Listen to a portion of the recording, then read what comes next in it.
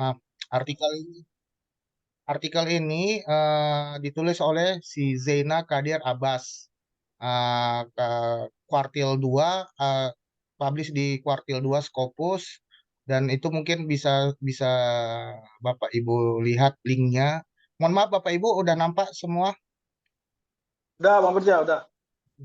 Ah, linknya udah tertera di PowerPoint saya, di PPT saya, dengan nama jurnalnya itu International Journal of Economic and Finance Studies gitu. Mungkin penerbitnya dari agbioforum.org gitu. Ini udah Q2 juga gitu. Dan link Scopusnya pun saya saya tampilkan di PPT itu. Oke.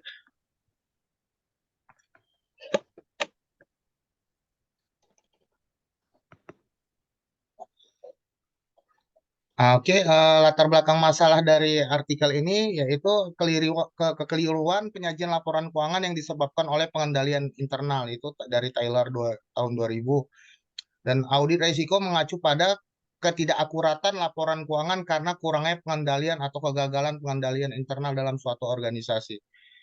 Risiko yang tinggi di mana pengendalian tidak memadai untuk mendeteksi atau mencegah aktivitas penipuan atau kesalahan. Artinya kebanyakan sekarang perusahaan-perusahaan itu di SPI-nya atau di audit internal pun ya lagi banyak bermasalah sih gitu. Dan ketika auditor tidak dapat mendeteksi atau gagal mengidentifikasi salah saji dalam laporan keuangan karena kesalahan atau aktivitas yang terlarang. Hal ini dapat terjadi ketika prosedur perusahaan audit tidak cukup untuk mendeteksi salah saji material yang diakibatkan oleh kecurangan atau kesalahan dalam laporan keuangan. Itu latar belakang masalahnya.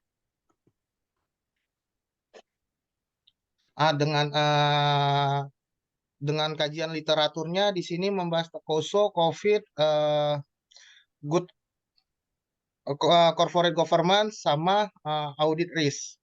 Gitu. Ini COSO. COSO itu pengendalian internal adalah suatu proses sistematik yang dirancang untuk memberikan jaminan yang masuk akal dalam pencapaian tugas organisasi, terutama yang berkaitan dengan keadaan pelaporan keuangan, kepatuhan terhadap persyaratan hukum dan peraturan, serta efektivitas dan efisiensi operasi. Selain itu, pelaksanaan 5 komponen kerangka pengendalian internal KOSO merupakan tanggung jawab manajemen.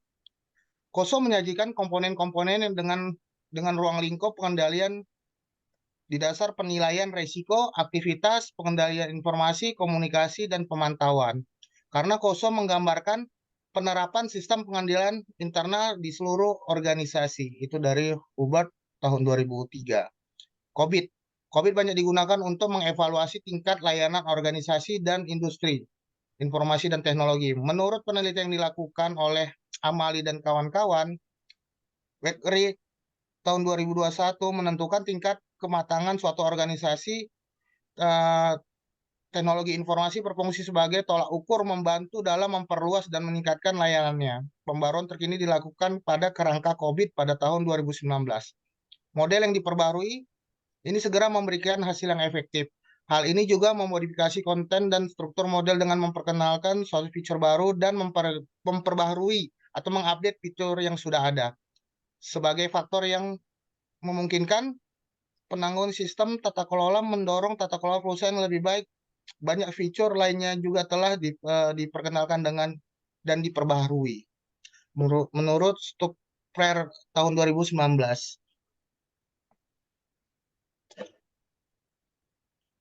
Agak lamban komputer saya, sabar ya Pak.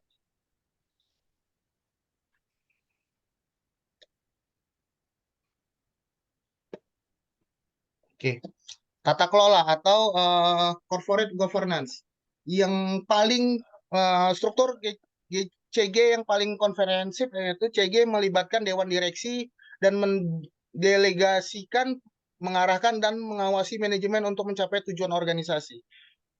Mengadopsi teknologi informasi atau TI sangat penting untuk mencapai keunggulan kompetitif dalam manajemen strategis. Banyak bisnis yang mengalokasikan sumber daya yang besar untuk investasi TI atau teknologi informasi. Percaya bahwa investasi ini akan meningkatkan kinerja dan produktivitas perusahaan. Di dalam bidang perbankan juga bisa dan mengutamakan pemanfaatan teknologi informasi untuk meningkatkan kinerja, terutama dalam memfasilitasi layanan keuangan sebagai perantara. Mengkaji peranan penting teknologi informasi dalam meningkatkan kinerja organisasi, TI cenderung combine dengan namanya CG atau Corporate Governance yang disebut ITG sekarang. Nah, dan proses organisasi ini memastikan bahwa investasi di bidang TI memungkinkan pencapaian tujuan strategis dan taktis. ITG Ya, juga beres, Mas Budi. ITG juga merupakan komponen tata kelola perusahaan CG yang berfokus pada fungsi teknologi informasi dalam suatu organisasi. Ada banyak aspek penting dalam ITG dengan desain otoritas pengambilan keputusan dan struktur organisasi menjadi yang paling penting. Dan selanjutnya tata kelola merancang hak keputusan dan struktur organisasi ITG dan mengajukan pertanyaan tentang peran dan tanggung jawab yang dilakukan oleh badan manajemen dan operasional. Resiko audit AR yang berkaitan dengan CG adalah proses di mana manajemen mengidentifikasi dan mengatasi ketidakpastian, termasuk resiko dan peluang yang dapat berdampak pada kemampuan organisasi untuk mencapai tujuannya. Pengendalian merupakan aspek penting dari AR dan memerlukan tindakan untuk mengurangi resiko ke tingkat yang dapat diterima. Ketiga proses ini diarahkan untuk menjadi tujuan organisasi. Dewan Direksi bertanggung jawab untuk melakukan proses CG, sedangkan administrasi bertanggung jawab untuk melakukan proses audit risiko dan pengendalian.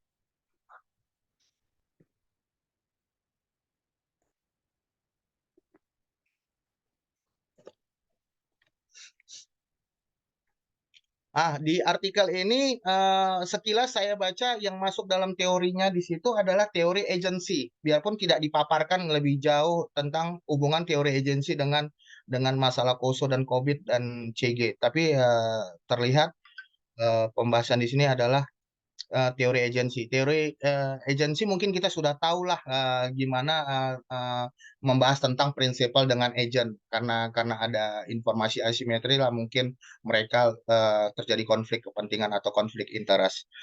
Itu pembahasan di artikelnya.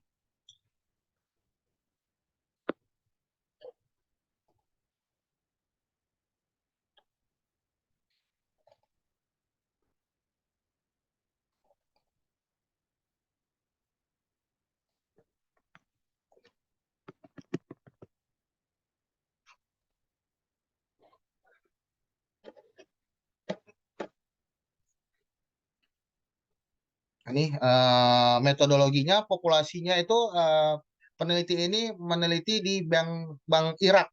Sampelnya itu adalah 30 bank Irak yang terdaftar di bursa efek di Irak, tapi dengan perusahaan yang harus memakai dengan sistem informasi COVID.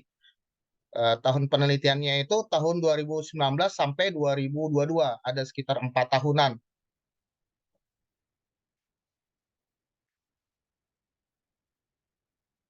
Nah, kerangka konsepnya, mungkin kita bisa lihat kerangka konsep di sini variabelnya itu ada COVID, ada COSO, ada corporate governance, dan ada audit resiko.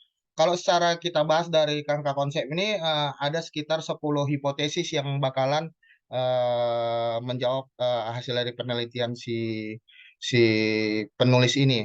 Kalau kita lihat dari kerangka konsep ini juga gimana hubungan antara COVID terhadap audit resiko, gimana hubungan COSO terhadap audit resiko, gimana hubungan COVID dengan corporate governance, gimana hubungan COSO dengan corporate governance, dan gimana ada hubungan antara uh, corporate governance dengan audit resiko. Dan secara mediasi ataupun analisis jalurnya, hubungan COVID dengan audit resiko itu ada corporate governance yang memediasikan, dan gimana hubungan antara COSO dengan audit resiko itu ada corporate governance sebagai mediasinya, variabel mediasinya.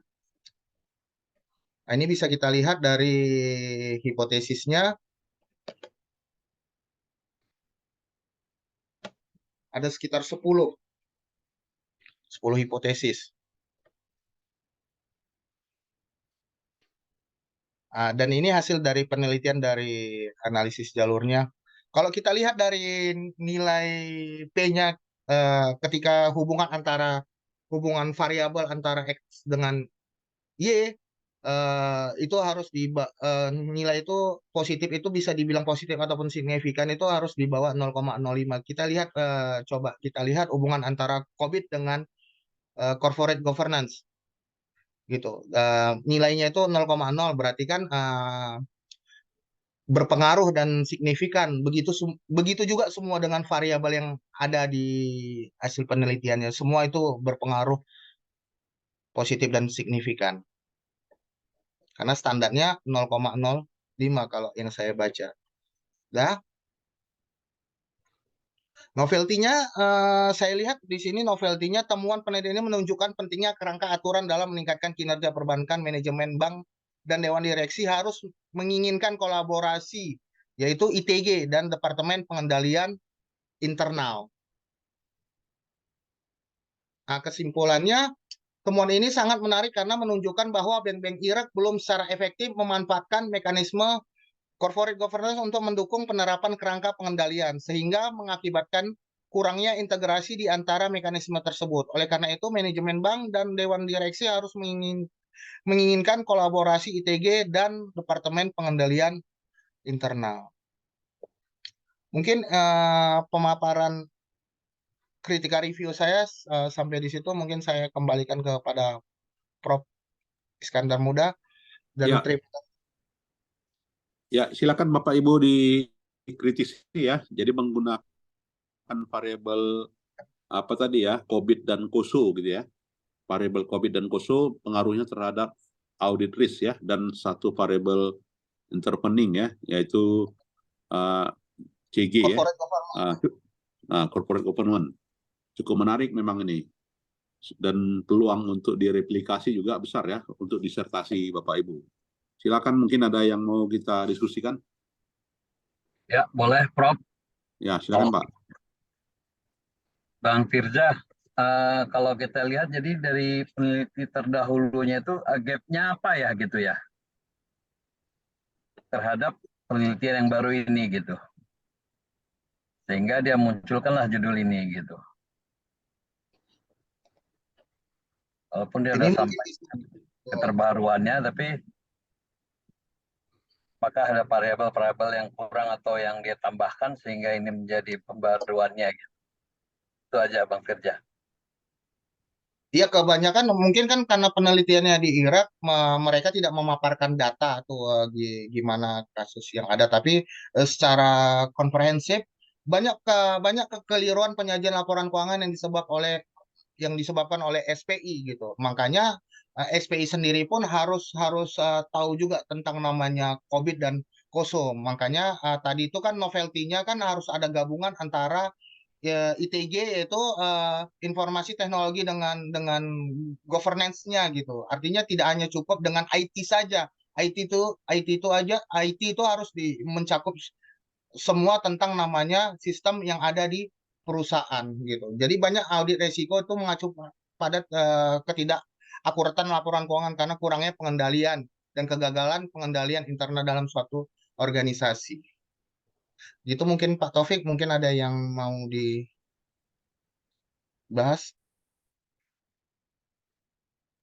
Oke, makasih Bang. Ya, Mungkin ada silakan Bapak Ibu yang lain. Bapak Bapak Ibu yang lain. Gitu. Ya, izin Bang membaca. Firza. Oh ya, silakan Bu. Ladies first, ladies first. Oh iya, makasih ya Bang Faisal.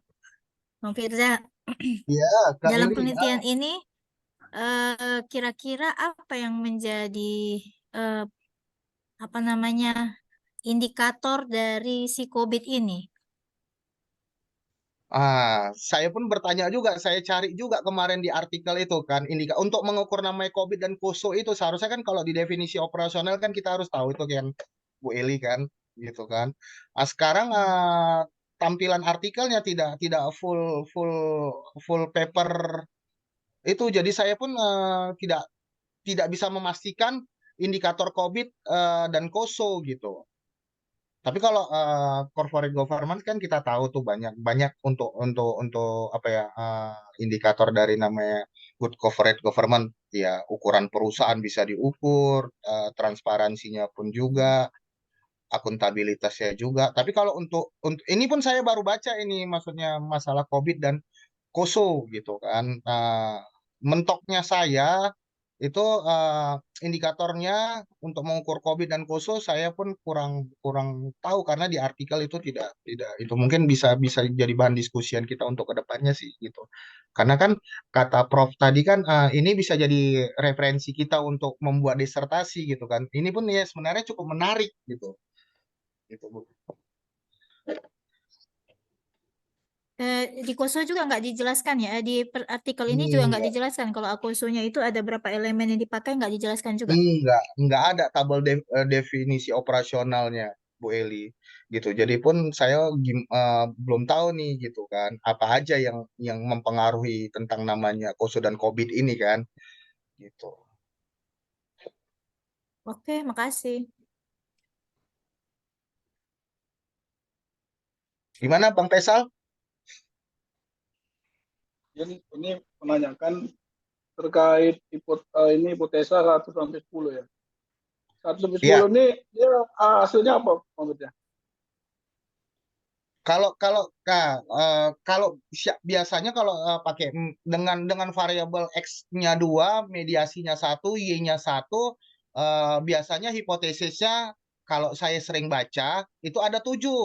Ini ada 10, Pak Faisal. Kalau hasilnya semua berpengaruh positif, Positif ya, kayak COVID itu ikut hipotesis. berpengaruh positif. Iya, COVID pengaruh jadi positif terhadap TG gitu. iya, artinya hasil penelitian ini mengikuti hipotesis sebelumnya semua. Yang paling menarik di sini sebenarnya hipotesis yang biasanya hanya hanya 7 hipotesis dari kerangka konsep ini, mungkin bisa saya tunjukkanlah kerangka konsepnya. Seharusnya kan kalau misalnya hubungan COVID ke audit resiko itu 1, hubungan KOSO terhadap audit resiko itu 2, baru hubungan COVID dengan corporate governance 3, KOSO ke CG 4, CG ke AR 5, baru COVID dengan AR dengan adanya mediasi itu 6, KOSO terhadap AR dengan adanya CG itu 7. Seharusnya 7 kan, tapi kalau di artikel itu Pak Faisal itu 10. Ternyata saya lihat dia tidak hanya secara parsial aja tapi secara simultan. Artinya gabungan antara KOSO dan COVID dan KOSO terhadap AR dengan mediasi CG gitu. KOSO dan COVID gitu. Sorry, kok hubungannya ini secara parsial, mungkin kita bisa lihat dari sini nih.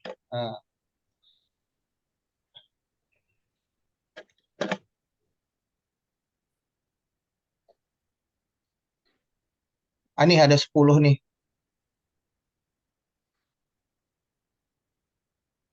Nah, seharusnya kan kalau kita hanya sebatas kalau 2 variabel X-nya itu kan hanya 7 gitu Pak Pestal. Tapi ini kayaknya secara simultannya pun dilibatkan juga gitu. Mungkin kita bisa lihat dari hasil hubungannya. Ini hubungan antar variabelnya. Artinya Pak Pesa kan ini sudah ikut hipotesis, artinya tidak ada yang bertolak belakang dengan hipotesis karena nilai dari nilai p-values-nya itu 0,0 semua. Sedangkan kan kalau kalau yang saya baca, kalau dia tidak berpengaruh itu kan di atas 0,05. Artinya semua berpengaruh gitu. Ya, ya. Berarti semua berpengaruh positif ya untuk yang Berpengaruh dikira. positif ya, ikut dengan hipotesis Pak Pesal. Oh iya. Kalau dia ada nggak saran dia untuk penelitiannya? Bisa nggak CG ini diganti yang lain gitu? Variabel CG yang intervening ini ya. Coba kerja ya. Iya, intervening. Ada saran dia nggak yang diganti variabel lain? Misalnya dia terkait eh, ada regulasi ini ya. Ini kan kalau corporate governance kan dia terkait regulasi. Iya. Ada nggak ada disebutkan ya terkait. Kalau saya Pak Faisal berpendapat gini sih, ketika pun kalau inilah nanti jadi referensi saya jadi disertasi, corporate governance ini akan saya letak ke Y-nya gitu. Audit risiko saya buang, corporate governance-nya saya letak di Y-nya, eh, ITG-nya saya taruh di tengah gitu. Gabungan antara informasi teknologi dengan eh, gabungan antara IT dan CG. Jadi namanya ITG, Informasi Teknologi Governance gitu. Kalau saya sih rencananya ke depan, kalaupun saya ini banyak banyak artikelnya terkait ini gitu. Gitu. Tapi permasalahannya kalau di sini kan tadi kan sampelnya ataupun populasinya bursa diperbankan tapi bursa efek Irak, kita kan bursa efek Indonesia, tapi yang memakai sistem COVID gitu. Sedangkan apa dari sudut pandang Pak Faisal yang kerja di perbankan atau secara praktisi di sistem Indonesia ini yang perbankan itu udah pakai COVID atau gimana itu Pak Faisal? Artinya kan saya hanya sebatas gambaran gitu tentang namanya COVID, hanya hanya menggambarkan COVID aja. Artinya di dunia memang praktisinya COVID itu seperti apa sih Pak Faisal gitu dari perbankan? Ya, Ada nggak? eh, yang kita capture tadi ya ini saya capture tadi dari undangannya, dia memang menuntut peran dari komisaris untuk memastikan terlaksananya kualitas dan pengawasan ya. Nah, yang jadi pertanyaan tadi Pak Bija, COVID dan POSO. POSO ini memang dia sudah masuk ke dalam, sudah diadopsi langsung melalui POJK ya, peraturan apa dari POJK namanya. Oh Peraturan gitu. jasa keuangan itu sudah diadop sama CCG juga. Nah, COVID ini yang kita selama saya di sini juga belum pernah dengar COVID. Iya. Nah, yang Karena uh, karena di oh, gimana? COVID ini ada beberapa mungkin dia ini kan terkait sistem yang umum ya, tapi ada yang bisa kita adop, bisa yang sama seperti itu sama kayak kalau di kita di tim pengawasan kita itu biasanya memakai namanya ACL, Common Language.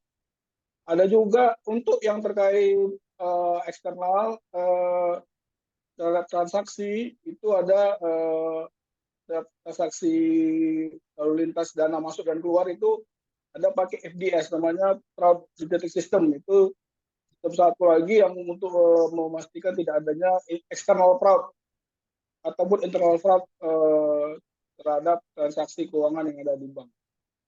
Nah, itu Pak Birja, tapi COVID ini sih belum pernah kita dengar ya implementasi, tapi mungkin dalam bentuk lain kali. Ya seperti ini mungkin software umum ya, tapi software yang tailor made-nya mungkin nggak COVID namanya. Oh gitu. Iya karena di Irak dia dia dia ngambil sampel perbankan tapi khusus perbankan yang pakai sistem COVID gitu. Makanya hanya sebatas tadi berapa di metodologinya.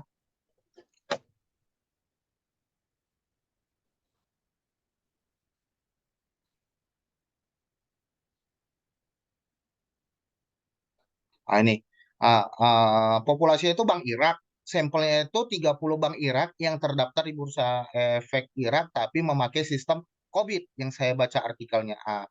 Kalaupun kita adopsi ke Indonesia ini, pengganti COVID ada nggak selain selain sorry Pak Faisal, selain Jadi COVID itu tadi gini, SCBD kalau gitu. COVID itu tadi kita bacain ya, izin Bapak Ibu sekalian, terkait COVID yang dimaksud saya juga ini, terkait COVID yang di artikel ini, di jurnal ini memang dia hanya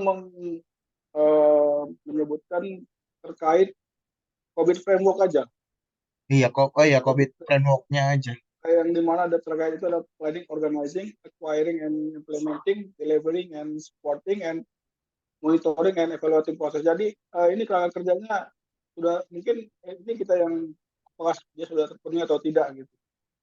Tapi kalau COVID ini Pak, mohon maaf, kita di bank juga belum pernah dengar, tapi bahasa yang lain terkait untuk sistem pengawasan kita. Itu saya bilang tadi ada kita pakai ACL, Audit Common Language. Satu lagi ada yang terbaru itu ada FDS, Fraud Detection System. Mungkin juga frameworknya sama kayak COVID.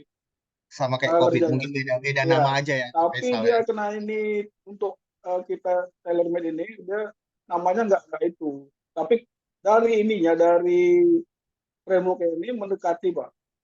Iya. Kalaulah Karena kita ini membuat disertasi dengan referensi KOSO dan COVID ini, Pak Faisal, bisa nggak kita buat ya? Nah, ada teman-teman saya yang dokter kemarin, Heeh. salah satu ininya, tapi dia bukan dari akuntansi ya, dia dari IT. Dia itu terkait memang teknologi lebih kepada bahasa ininya, bahasa IT-nya, yaitu ada kalau saya capture tuh ada namanya model random forest, dan satu lagi dengan dia digabungkan dengan white coloring, apa itu namanya, random forest ya. Dan satu lagi, nah itu lebih kepada lebih kepada bahasa programnya gitu, kalau pembuktian sistem ini jalan atau tidak. Tapi kalau kita nanti di akuntansi membahas itu, mungkin tidak pas kita membahas ininya, Pak Birja, bahasa Iya, programnya. Mungkin iya, kita lebih pada frameworknya aja nih mungkin. iya, Karena iya kalau benar. saya lihat teman saya itu dia membahas terkait FDS, Fraud Detection System, Iya. tetapi dengan ada beberapa model ya, ada tadi ada saya dengar tuh random forest, satu lagi apa itu, digabung dengan Iya. dua model itu, bagaimana dia mendetek adanya transaksi yang mencurigakan di setiap harinya gitu. Jadi kalau kita ke bahasa mungkin dan ini terkait ini topologi mungkin agak mungkin effortnya lebih Iya. daripada yang kita pelajari mungkin, Pak. Iya, kalau secara Terkait metodologi frameworknya kan mungkin sama. secara metodologi kan sampel itu kan harus punya kriteria gitu kan, Pak Faisal. Mungkin di sini kriterianya itu 30 bank Irak yang terdaftar di Bursa Efek Irak, tapi dengan sistem bank ya berarti kan ada bank yang di Irak itu tidak memakai sistem COVID kan gitu kan. Makanya hanya sebatas Tapi dia bukan saya nanti mungkin penjelasan juga, karena dia sebut sini dia COVID framework, bukan oh, COVID softwarenya. oh gitu, atau pakai sistem COVID. Oh, berarti bukan bukan berarti dia hanya sebatas software juga COVID Ya, ini ya, Pak Faisal. Oke. COVID dan KOSO itu dia malah menampilkan itu hanya cara kerjanya aja. Iya, iya, benar, Karena benar, yang benar. kita tadi kata KOSO tadi itu kita sudah diadopsi di peraturan otoritas jasa keuangan di POJK, baik itu terkait BCG dan semua terkait proses pengendalian di bank itu sudah diadop semuanya. Terkait COVID ini juga sudah frameworknya sudah dipakai. Cuma ini Pak Mirja, ini sepertinya bukan software ya, tidak terpilih kepada frameworknya nih. Kalau COVID, Iya, KOSO juga. KOSO itu bahasanya nanti di Indonesia itu dia terkait ini terkait pengendalian dan pengawasan bank dan pengendalian risiko. Satu lagi kalau GCG itu memang ada sendiri POJK-nya terkait sudah diadop juga GCG-nya, corporate governance ya. iya benar. Jadi sudah ada KOSO, tapi kalau frameworknya sama nih Pak, gitu, dan CG ini sama. Audit risknya ada, audit risk juga ini dia terkait KOSO kan ada namanya KOSO itu juga menjelaskan juga terkait auditnya berbasis risiko. Dan juga semuanya model-model ini sudah diadopsi di Indonesia sebenarnya, kalau terkait model-model ini. Cuma bahasanya nih Pak Birja, nanti kita jadi pembelajaran sama kita. Bahan diskusian kita ya. Oke, Bang Firza, Saya tadi Pak Birja, izin satu ya, lagi, kenapa Pak ya. Birja lebih condong ke teori agensi bukan ke teori ICG? Kalau di artikel itu sebenarnya tidak ada teori, tapi ada membahas tentang namanya teori agency di situ. Mungkin hanya sebatas satu satu kalimat gitu. Dia tidak menjelaskan gimana peranan teori agency itu Ya, gitu. Makanya maksudnya Pak Birja, ini tadi grade teorinya dia Pak Birja sebut agensi kan? iya benar. Kenapa gendernya nggak GCG? Karena kalau kita lihat ini kan ada KOSO, SIGI, AR ini kan semuanya terkait COVID mungkin juga ini alat toolsnya Iya, ini semua iya benar. terkait Iya. GCG.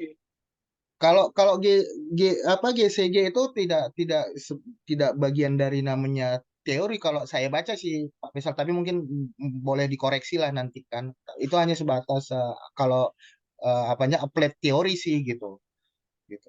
Kalau di buku Makanya yang kita baca ini, dia termasuk salah satu juga Pak Mirza. termasuk masuk termasuk ya Pak. Ya, termasuk Oh, satu di bukunya Imam Ghazali itu GCG itu termasuk di bab 13 itu termasuk ya.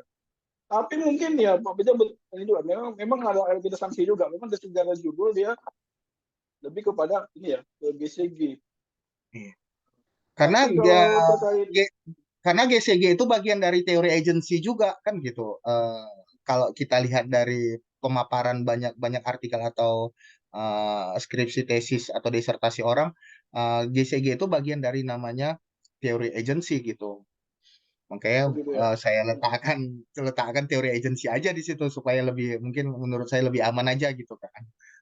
Karena Oke. ya teori agency ini setiap penulisan artikel, setiap penulisan tesis, setiap penulisan skripsi, grand teori ini selalu masuk. Pada umumnya semua masuk tentang namanya teori agency gitu. Makanya berarti teori agency gitu. Kebetulan ada juga di artikel ini sedikit sedikit sekali membahas tentang namanya teori agency gitu. Ya ya. Oke. Oke Pak Mirza, terima kasih. Terima Nanti kasih kita Pak pada Faisal. ini. Ya, Modelnya sederhana nih, atas sederhana informasinya. modelnya. Ya, Ya, modelnya oke ya. sederhana. Kalau ya. Ya, jadi udah cukup dan bagus ya. Jadi inspirasi Bapak Ibu kalau nanti berminat ya meneliti di bidang KOSU dan COVID ini ya. Ya, Itu Ya, Prof. saya kira. Ya, terima kasih. Berikutnya ya Pak Firza udah. Yang Siapa? kedua ya, sesi Prof. kedua. Ya Pak. Ya, silakan Pak.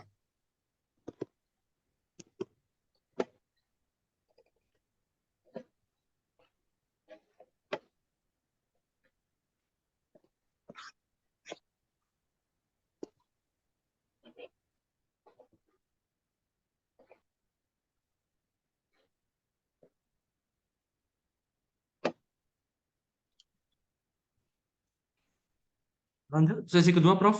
Saya. Lanjut Pak Soni.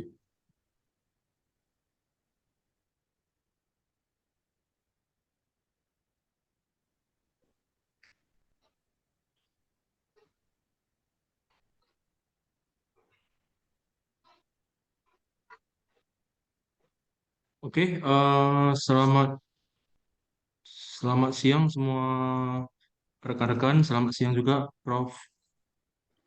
Ini, oke, artikel ini kalau untuk tahun 2020, jurnalnya untuk tahun 2020, 2021 itu masuk ke Q2 ya. Kemudian di 2023 pada saat pengambilan eh, paper ini ada di posisi di Q3. Tapi saya melihat ada yang menarik di dalam artikel ini sehingga saya mencoba mengambil artikel ini untuk jadi satu pembahasan. Ya, ini juga ada hubungan langsung dengan ada hubungan dengan topik KOSO dan COVID yang telah disampaikan oleh rekan kita Pak Firza ya. Oke, ini artikel ini diambil dari jurnal Uncertain Supply Chain Management yang ditulis oleh penulis ini Aiman Alda Mazet Asmadia dan teman-teman ya. Oke, judulnya adalah Financial Supply Chain Management Bibliometric Analysis for 26 to 2022. Ini adalah penelitian analisis bibliometrik terkait dengan financial supply chain management dari tahun 2006 hingga 2022. Tempat riset adalah mengambil langsung pusat database dari Scopus dari tahun 2006 hingga 2022, yaitu selama 16 tahun. 16 tahun ini diambil dari mulai ketika keyword financial supply chain ini ada di tahun 2006. Jadi untuk melihat observasi ini untuk melihat dari tahun 2006 hingga 2022 bagaimana trennya. Total sampel yang berhasil diambil adalah 639 observasi. Dimensi penelitian data penelitian ini diambil eh, dari Scopus, kemudian data diekstrak dalam bentuk CSV dan dianalisis dengan bantuan software VOS Viewer. Teknik analisis menggunakan pendekatan bibliometri analisis untuk analisis aspek demonetasi yang terdiri dari jurnal, penulis, penerbit, artikel, dan keyword, kemudian analisis citation, analisis jaringan, dan analisis cluster. Oke, supply chain management ini menjadi kunci persaingan modern ya di persaingan industri modern. Kemudian supply chain management menawarkan nilai tambah atas produk dan jasa, kemudian efisiensi, biaya hingga pendanaan. Nah, di pendanaan ini sudah masuk menjadi supply chain finance atau yang disebut dengan kita singkat dengan SCF ya. Ini kemudian SCF menjadi peran penting dari dunia SCM yang menghubungkan supplier, pasar, dan akses permodalan. SCF membantu efisiensi modal kerja. Jadi kebutuhan penelitian dunia atas supply chain finance ini menjadi dasar urgensi penelitian ini. Tujuan penelitian ini adalah untuk memberikan jawaban dengan pendekatan bibliometri ini atas pertanyaan, apakah di database Scopus eh, tren historical dari dari penelitian terkait dengan financial supply chain management itu bagaimana untuk produk dan juga angkanya. Kemudian kedua ada bagaimana tren dari penelitian supply chain management ini yang dilakukan oleh para peneliti. Trennya seperti apa? Yang ketiga, bagaimana apa yang menjadi kritikal intelektual dan kemudian aspek yang mempengaruhi dari supply chain management. Yang keempat adalah apa riset di masa mendatang yang bisa dilakukan, yang bisa dikembangkan dari supply chain management ini. Kebaruan dari ini adalah menghadirkan analisis dari supply chain terkait dengan supply chain finance pada database Scopus dengan analisis bibliometrik dengan tujuan untuk membaca tren masa depan. Oke, grand teori yang kita baca dari artikel ini adalah menggunakan contingency teori, walaupun tidak disebutkan secara langsung ya, tetapi penelitian ini mengindikasikan menjelaskan keterbukaan atas informasi lingkungan untuk menemukan solusi atas masalah. Dalam hal ini ada terkait dengan efektivitas bisnis. SCF bertujuan mengoptimalkan penggunaan modal kerja via provider pendanaan dan teknologi dengan benefit utama menurunkan hutang dan beban bunga dan meningkatkan kesempatan usaha. Financial supply chain management memiliki perspektif berbeda dengan logistik service provider, information service provider, dan financial service provider.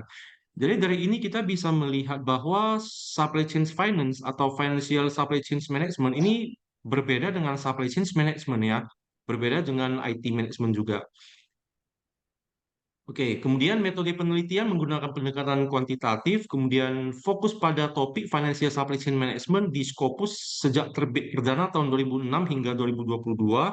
Kemudian jumlah sampel 639 artikel dan penarikan data menggunakan format CSV dengan bantuan dianalisis dengan bantuan software Post Viewer. Kemudian penggunaan fitur searching, magnification, dan navigating pada VOS. Ini adalah summary dari metode yang digunakan untuk analisis ini. Bisa kita lihat bagaimana langkah pertama adalah selection database di Scopus, kemudian langkah kedua adalah article selection teknik dengan keyword adalah financial supply chain management, kemudian dokumen menggunakan typical dokumen, artikel, kemudian langkah ketiga adalah collection data artikel, di mana terlihat adanya 639 artikel. Kemudian research question ada 4, bisa kita lihat juga. In the Scopus database, what is the historical trend of scientific product and the numbers of financial supply chain management research? Yang kedua adalah how is the trend of scientific production of supply chain management research in the term of subjects or fields.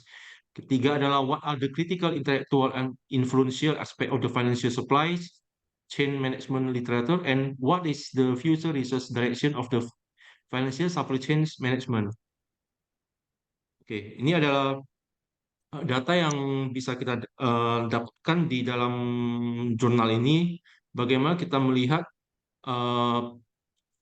most relevant resource ya dari sumber-sumber sumber-sumber jurnal ini kita bisa lihat untuk International Journal of Production Economics itu ada 31 ya, diikuti oleh International Journal Production Research ya, dan hingga yang ini ambil hingga angka 7 saja untuk Transportation Research PAI Logistic and Train.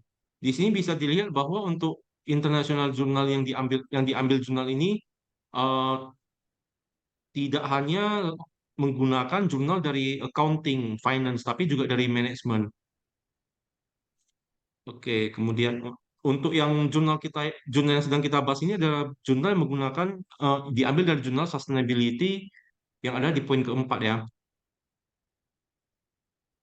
Oke, ini tadi sudah mengenai distribusi.